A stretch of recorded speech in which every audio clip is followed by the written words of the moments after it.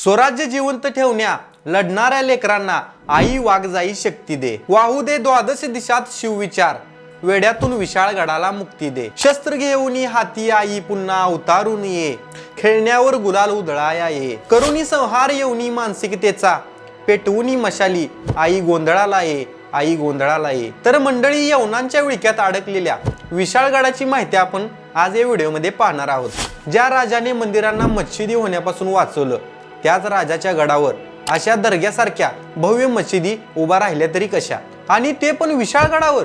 एका हिंदू राजाच्या गडावर असा दर्गा आलाच कसा?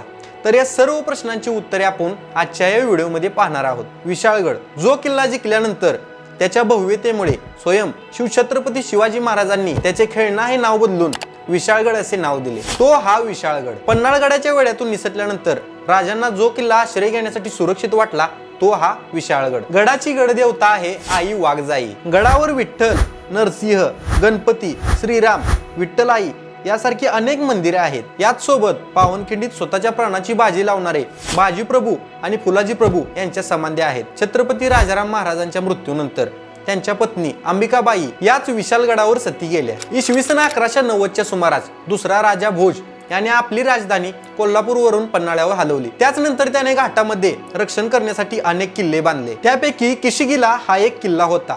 त्यानंतर हा किल्ला यादवांच्या हाती गेला। यादवांचा अस्त झाल्यानंतर दक्षिणेत बहमनी राजवटीची सत्ता उदयास आली। 28 नोव्हेंबर 1659 रोजी शिवाजी महाराजांनी पन्हाळा घेतला। त्याचबरोबर त्यांनी खेळणा किल्लाही घेतला। त्याच खेळण्या किल्ल्याचे नाव त्यांनी विशाळगड असे ठेवले। शिवपूर्व काळात हा किल्ला भोजगड, किशगिला आणि खेळणा या नावाने ओळखला जात होता। 3 मार्च 1660 रोजी सिद्धी जोहरने पन्हाळा गडाला वेढा घातला। त्याच वेळेला जसवंतराव दळवी आणि श्रींगारपूरचे सूर्यराव सुर्वे यांनी विशाळगडाला वेढा घालून बसले होते। पन्हाळगडाच्या वेढ्यातून बाहेर पडून विशाळगडाकडे जाताना महाराजांनी हा वेढा फोडून काढला आणि महाराज विशाळगडावर सुखरूप पोचले। परंतु विशाळगडाकडे जाताना घोडखिंडीत 300 निवडक मावळ्यासोबत बाजीप्रभूंनी सिद्धीचे सैन्य रोखून धरले आणि आपल्या प्राणांची आहुती दिली। बाजीप्रभूंच्या रक्ताभिषेकाने पावन झालेल्या ह्या घोडखिंडीला शिवाजी महाराजांनी पावनखिंड असे नाव दिले। आता ज्या मलिक रेहानचा दर्गा सध्या विशाळगडावर उभा आहे, तो मलिक रेहान नेमका कोण हे जाणून घेऊया। मलिक रेहान हा बहुमनी सुलतानाचा सेनापती होता।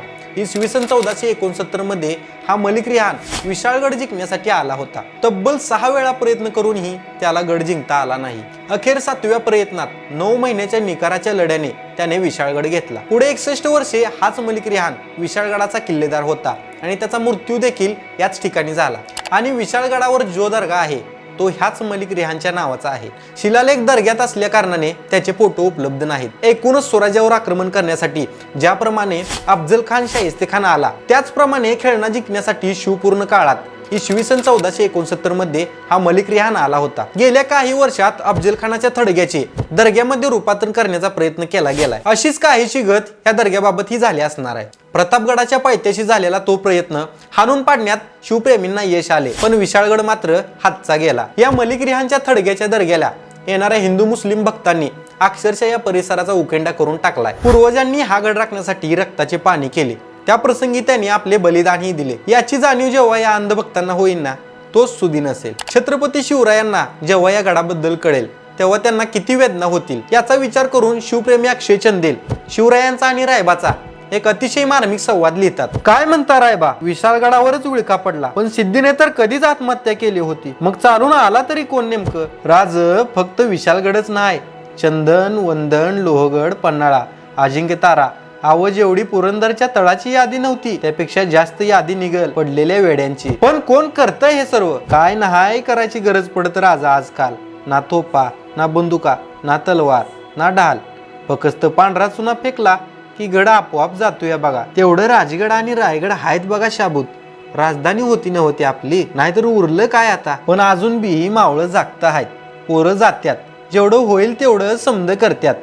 पण राजगडाच्या देवता ओसाड पडून त्यांची धडपड बघून हताश होऊन जातात। दुर्दैवानं आई वाघजाई खंडित झाली आमची, पोरं जातात, तिची वटी कधी रिकामी राहू देत नाहीत। पण राज, तुमच्या नावाने ही राजकारण करणारी स्वार्थी लोक फक्त राजकारण करतात, त्यांना कायच घेणं देणं नाही तसं। राज, कवा कवा वाटतं आमची गडकोट पांढरी हिरवी होतील, भगवा उतरल आणि आपण फक्त वाचण्यासाठी कागदात उरू. नाही रायबा नाही, इथल्या गडकोटामध्ये आजही आम्ही छत्रपती शिवराय महाराज शहाजीराजे भोसले जिवंत आहोत याची जाणीव करून द्यावी लागेल. पुन्हा हर हर महादेव गर्जना करत वीर श्री जागृत करावी लागेल. आता पुन्हा गडकोटांच्या क्षितिजावर भगवा फडकवण्या लढावं लागेल. पुन्हा या सह्याद्रीच्या भूमिपुत्रांना आपला इतिहास वाचवण्यात जिवंत व्हावं लागेल. तर मित्रांनो, तुम्हाला आमची ही माहिती आवडली असेल तर कमेंट्स बॉक्स मध्ये एकदा जय शिवराय नक्की लिहा. आणि तुम्ही जर आमच्या चॅनलवरती नवीन असाल तर आमच्या चॅनलला सबस्क्राईब करा. धन्यवाद.